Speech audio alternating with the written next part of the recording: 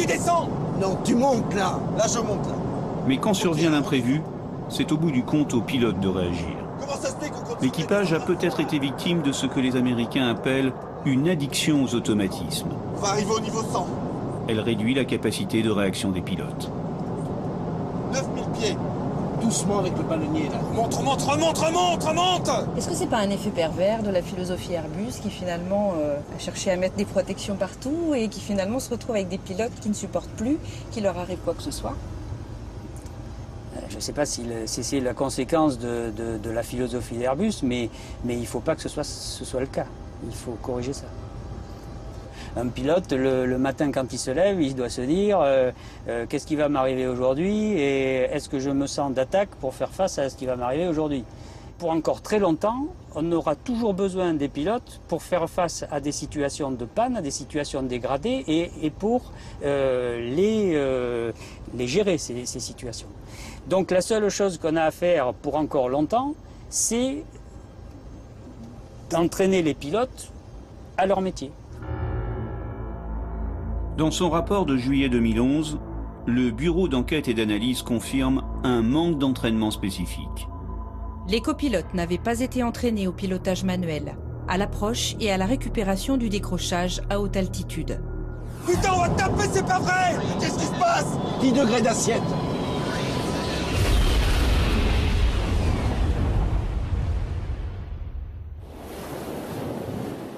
Après le drame, Air France a ajouté à la formation de ses équipages un nouvel exercice de pilotage, axé sur les conséquences du givrage à haute altitude. Avec nous sur ce plateau, Éric Schramm. Bonsoir. Éric Schramm, vous êtes le directeur général des opérations aériennes d'Air France. Vous êtes commandant de bord en exercice sur Boeing 777. Et c'est la première fois, on vous remercie d'ailleurs, que vous allez réagir sur un plateau télé depuis cette catastrophe, la plus importante de l'histoire d'Air France. En face de vous, Bernard Vaillot. Vous êtes le producteur du film, vous êtes journaliste, vous êtes également pilote privé et spécialiste des catastrophes aériennes. Merci également d'être avec nous. Éric Schramm, qu'est-ce que vous avez ressenti en découvrant notre enquête?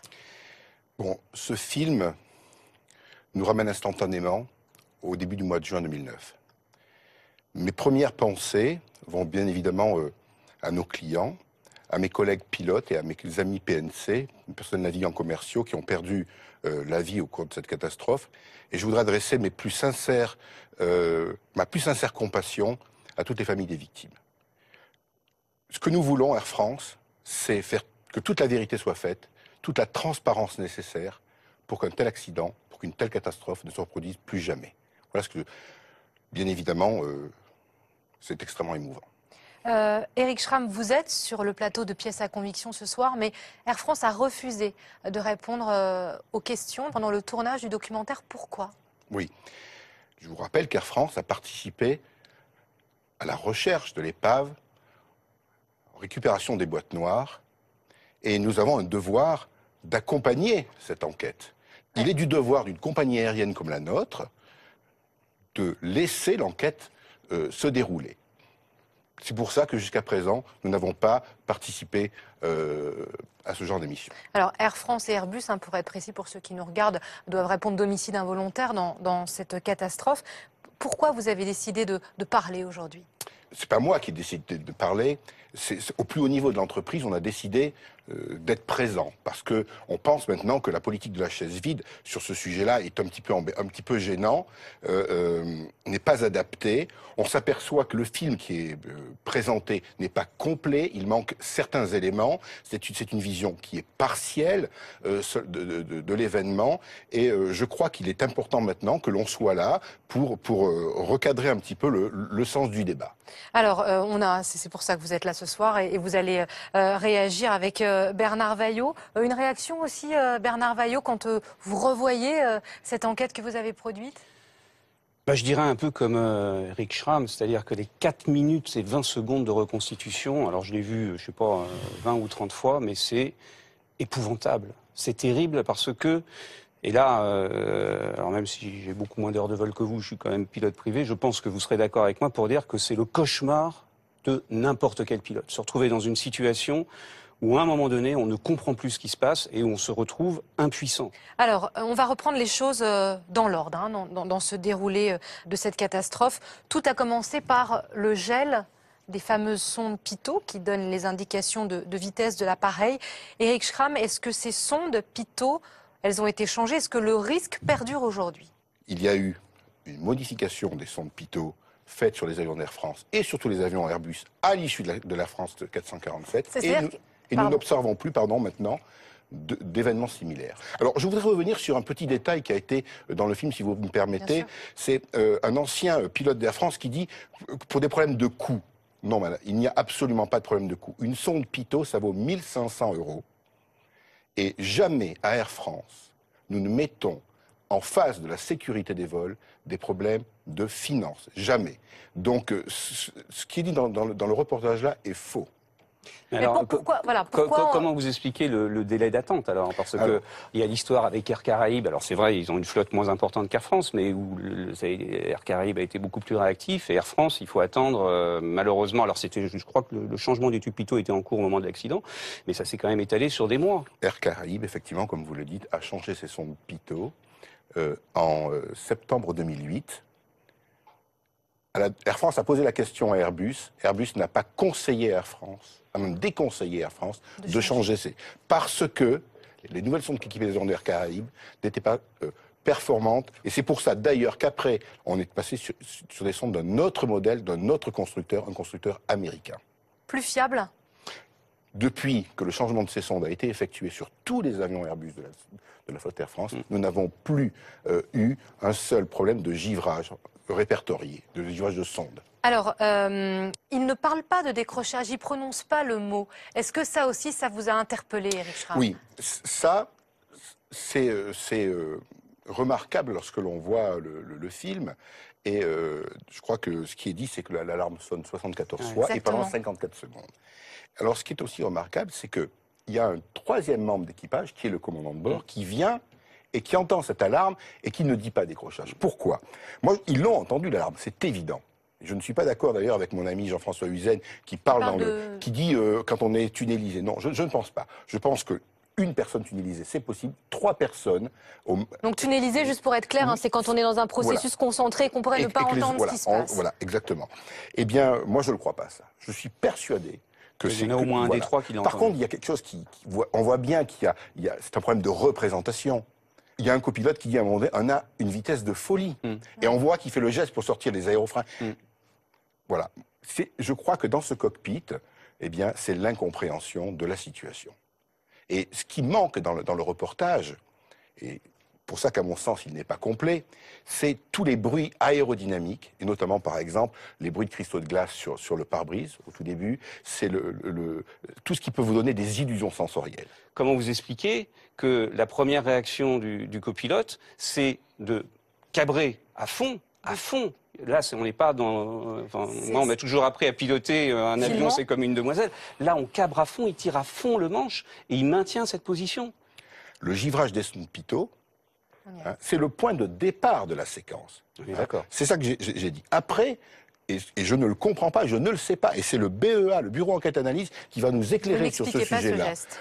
Personne n'explique à ce stade ce geste, et c'est d'ailleurs extrêmement compliqué, puisque vous voyez bien que un des responsables du Bureau Enquête Analyse dit, lors du rapport intermédiaire, je vais demander à ce qu'il y ait une commission sur les facteurs humains pour comprendre ce geste-là. Donc, à ce stade, je ne peux pas éclairer, je ne peux pas vous dire pourquoi, effectivement, un des copilotes tire sur le manche. Quand vous avez vu toutes ces enquêtes, ces rapports du BEA, est-ce que vous êtes dit, c'est pas possible, pourquoi tirer? Alors que c'est ce qu'on apprend apparemment dans les premières heures de pilotage. Surtout, on voit la démonstration de M. Othelli, surtout ne pas faire ça, il faut au contraire pousser. Alors, je vais vous répondre.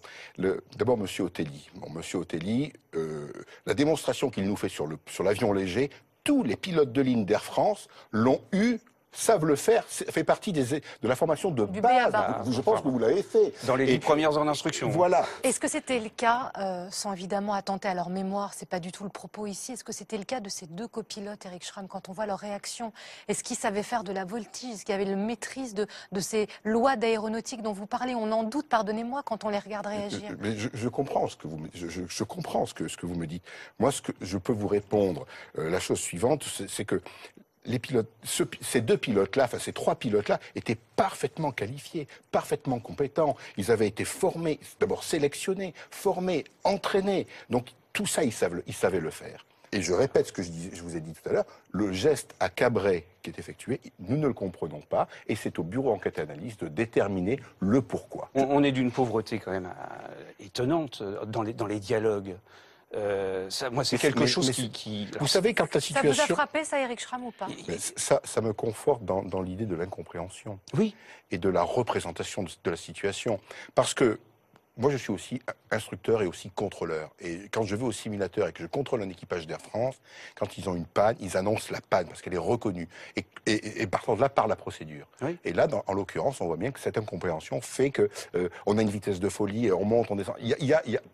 Par contre, et ça c'est extrêmement émouvant, c'est que lorsqu'ils approchent de l'eau, eh bien là, il y a le GPWS qui sonne, vous l'avez peut-être entendu. GPWS? C'est le Ground Proximity Warning System. Et là, ils annoncent la procédure EGPWS. Parce qu'ils ont quelque chose qu'ils connaissent et ils se raccrochent à quelque chose qu'ils connaissent. Bien évidemment, il est trop tard.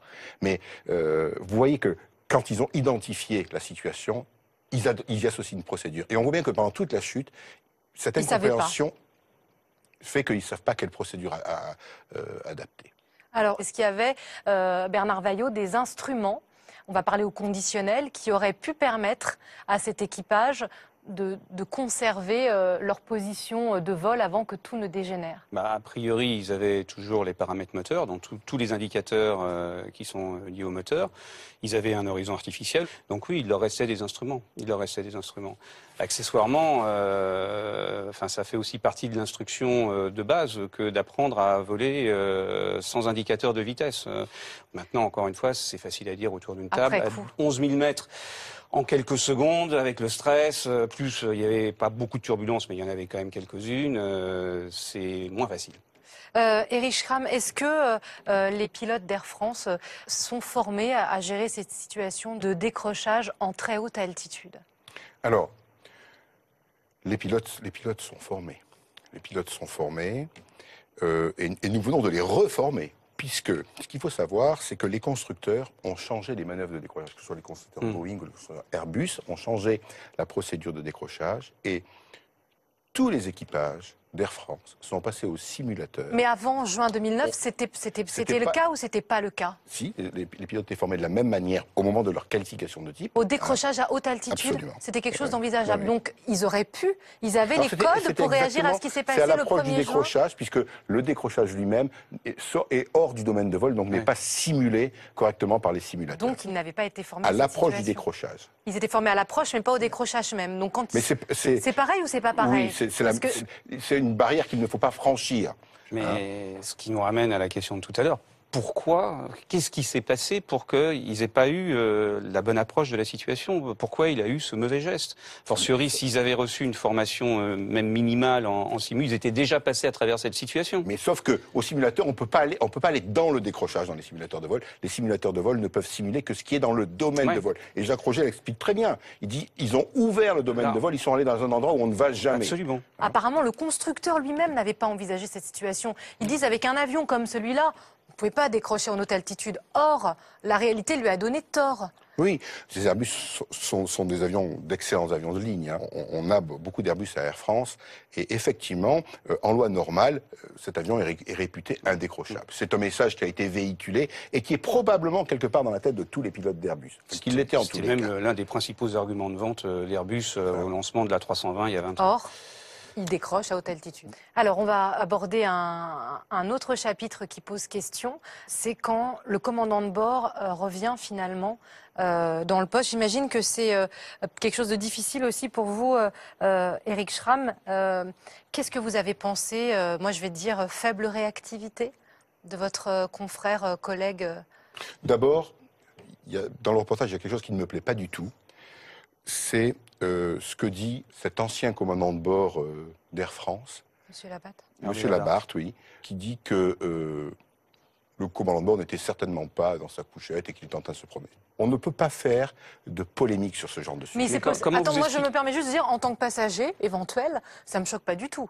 Oui, s'il est en repos, s'il peut aller prendre un café, se discuter avec des amis. Vous avez raison, vous avez raison. Sauf que dans le contexte du reportage, c'est quand même un petit peu embêtant. On l'appelle et il n'entend pas parce qu'il est en train de se promener. Mais comment vous expliquez alors qu'il répond pas? Parce que la couchette est juste derrière. Oui, mais il faut se lever, s'habiller. Juste ça. Il ne sait pas pourquoi on l'appelle. 1 minute 40, ça fait long. Écoutez, moi je suis de temps en temps dans la couchette et si je me suis endormi, c'est bien le temps qu'il me faut pour... Mais même, il faut que je me lève. Il a quitté le poste il y a, de mémoire, je crois, il y a une dizaine de minutes. C'était pas non plus 1 heure après qu'il ait quitté le poste. Je voudrais juste... On va en reparler. Je laisse la parole à Bernard Vaillot. Mais si vous voulez, moi je trouve qu'on devrait arrêter de parler de ça et parler plutôt... Tout de même, que je vous explique juste le comment du pourquoi. Pourquoi on est allé sur cette piste-là? Tout simplement parce que vous savez comme moi que la fatigue est un élément dans les facteurs humains qui est important, qui peut intervenir dans une catastrophe aérienne. Il y a des accidents qui ont été causés par une surfatigue des pilotes. On ne peut pas ne pas se poser la question. Est-ce que vous êtes posé la question, j'imagine que oui, de ce que vous auriez fait si vous avez été à la place du commandant Dubois en rentrant et en découvrant cette situation? Moi, j'ai jamais pensé comment j'aurais fait. Je ne sais pas comment. J'aurais pas voulu être dans cette situation-là. Mais non, parce que je ne sais pas ce qui s'est passé. On ne se refait pas le scénario quand on a vécu ce traumatisme-là dans sa propre compagnie? Non, moi je pense à eux. Je pense que ces 4 minutes... ont dû être terribles. Oui. Moi, je ne sais pas. Enfin, je n'ai pas cette prétention-là. Une question globale pour conclure vraiment cette discussion avec vous deux. Est-ce qu'Air France, aujourd'hui, 3 ans après le 1er juin 2009, est une compagnie différente? Est-ce qu'elle a tiré des leçons, si leçons il y avait à tirer de cette catastrophe? Bon, d'abord, Air France est une compagnie sûre, une compagnie très sûre. Une des compagnies les plus sûres au monde. Excusez-moi de vous le dire, c'est pas ce qu'on va forcément penser en regardant le documentaire de ce soir. Je comprends, mais c'est pour ça qu'il est de mon devoir de le dire. Il est aussi important de dire que Air France n'a pas découvert la sécurité des vols après l'Air France 447. Dans une compagnie aérienne comme la nôtre, ça fait partie du patrimoine génétique, je dirais. Moi, j'ai toujours entendu, ça fait 25 ans que je suis dans cette compagnie, parler de sécurité des vols. Toujours. Ça a toujours existé. C'est un des fondamentaux de notre entreprise. Merci à tous les deux. Merci Éric Schramm d'avoir été notre invité, d'avoir répondu longuement à nos questions. Je rappelle que c'est la première fois qu'Air France venait sur un plateau de télévision pour s'exprimer sur la pire catastrophe de son histoire. Merci Bernard Vaillot pour cette enquête que vous avez produite et pour votre expertise. Merci à tous pour votre attention et votre fidélité. À très bientôt pour une prochaine enquête de Pièces à conviction sur France 3.